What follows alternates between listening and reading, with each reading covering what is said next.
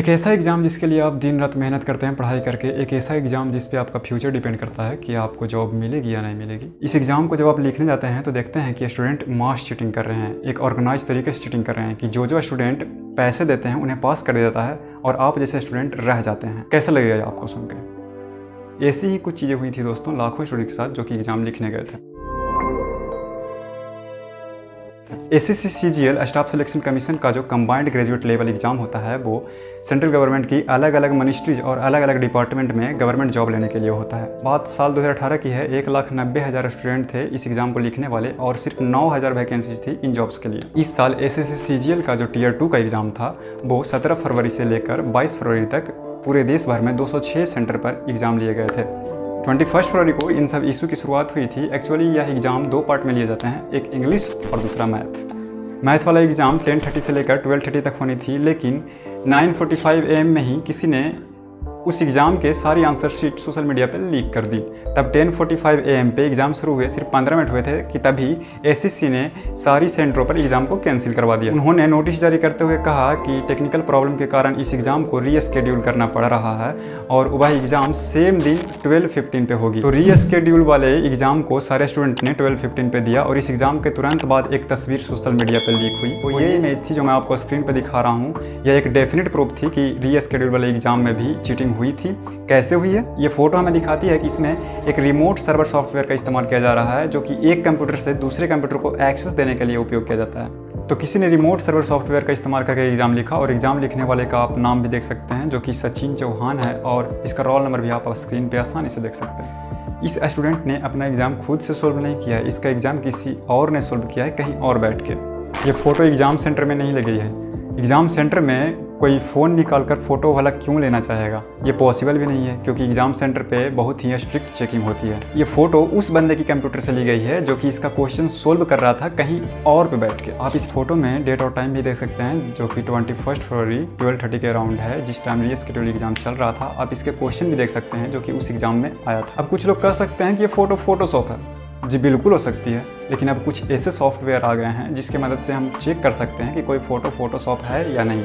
और कई एक्सपर्ट ने यह बताया है कि फ़ोटो फोटोशॉप नहीं है और मैंने पर्सनली भी यह चेक किया है कि ये फ़ोटोशॉप नहीं है। एक और चीज़ है जो इसकी ऑथेंटिसिटी प्रूफ करती है वो है कि ये सिर्फ इकलौती फ़ोटो नहीं है जो लीक हुई थी। इसके साथ साथ 2 और सिमिलर फ़ोटो लीक हुई थी जिसमें अराउंड 1 मिनट का टाइम डिफरेंस था और इसमें क्वेश्चन भी अलग अलग हैं जो कि एग्ज़ाम में आए थे। ये 3 फ़ोटो हैं जो कि साबित करती है कि एग्ज़ाम में चीटिंग हुई थी। इस लीक के रिस्पांस में एसएससी ने 23 फरवरी को एक नोटिस जारी किया जिसमें उन्होंने कहा कि यह फ़ोटो एक मैनिपुलेटेड फ़ोटो है और यह हमारे ऑर्गेनाइजेशन को डिफेम करने की कोशिश हो रही है।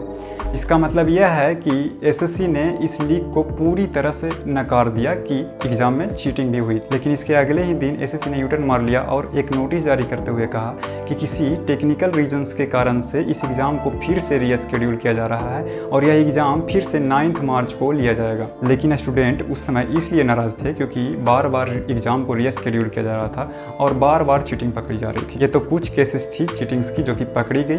ऐसे कितनी ही केसेस चल रही है जो कि नहीं पकड़ी जाती है।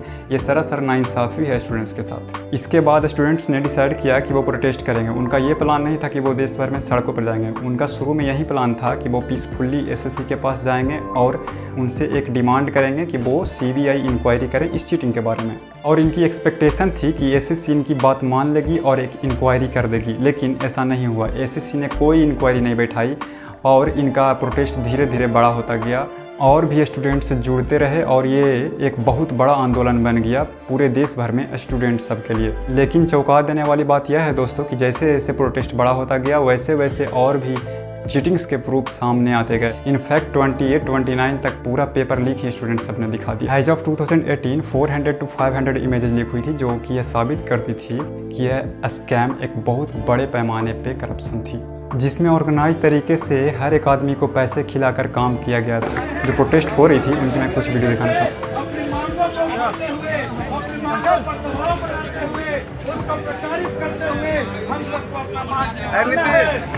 परम तत्व है, पहला और मजबूत तत्व है कि हम तमाम लोगों को एकताबद्ध होकर के अनुशासित। स्टाफ सिलेक्शन कमीशन यानी कि ये एसएससी का दफ्तर है और इसके बाहर यहाँ पर पिछले 3 दिन से लगातार जो सीजीएल के परीक्षार्थी है वो प्रदर्शन कर रहे हैं। उनका ये दावा है कि जो सीजीएल फर्स्ट टायर का जो एग्जाम हुआ था उसमें भी धांधलेबाजी हुई थी।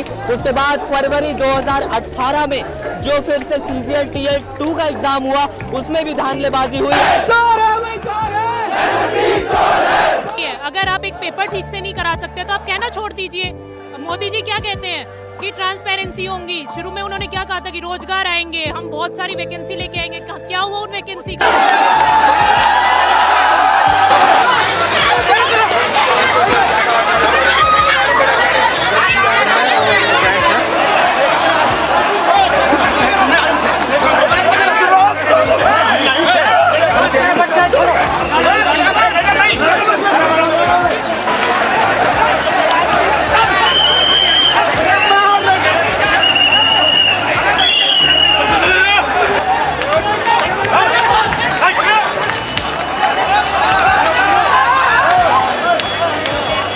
टेस्ट कर रहे स्टूडेंट्स की इतनी डिमांड थी कि एक इंडिपेंडेंट सीबीआई इंक्वायरी बैठाई जाए और यह पता लगाया जाए कि कितने लोग इसमें इन्वॉल्व थे। इस चीटिंग के लिए एक कंप्यूटर सॉफ्टवेयर इंस्टॉल होना चाहिए और वो सॉफ्टवेयर किन किन कंप्यूटर में इंस्टॉल था यह कैसे पता चलेगा, और वो बच्चे जिन्होंने पैसे दिए वो उन्हीं सीट पर जाकर बैठे वो कैसे पता चलेगा। ये तभी हो सकता है जब एग्जाम सेंटर्स के लोग खुद इसमें इन्वॉल्व हो और पैसे लेते हो इन सब चीज़ों के लिए। एग्ज़ाम सेंटर्स के लोग इन्वॉल्व हैं इसकी बहुत हाई प्रोबेबिलिटी है। और दूसरा, बे लोग या बे कंपनी जो एग्ज़ाम सेंटर्स पर जाकर कंप्यूटर सेट करते हैं उनकी भी उतनी ही प्रोबेबिलिटी है जितनी कि एग्ज़ाम सेंटर्स के लोगों की इन्वॉल्वमेंट की है। तीसरा ये हो सकता है कि इसमें एसएससी के लोग खुद ही इन्वॉल्व हों, और ये सबसे ज़्यादा डिसपॉइंटिंग चीज़ होगी क्योंकि इसमें टॉप लेवल की करप्शन हो जाती है। तब तो ऐसा हो सकता है, मैं 100% श्योर होकर यह बात नहीं कर सकता, लेकिन हाँ चांस हैं, कम चांस हैं लेकिन चांस हैं इस बात के। जहाँ तक आपकी बात है तो इन स्टूडेंट्स को सपोर्ट करना ज़रूरी है हमारे लिए। न जाने ऐसे कितने ही केस हो रही हैं अभी भी देश भर में चीटिंग्स की। तो इस वीडियो को लाइक कर दीजिएगा और चैनल को सब्सक्राइब कर दीजिएगा। धन्यवाद।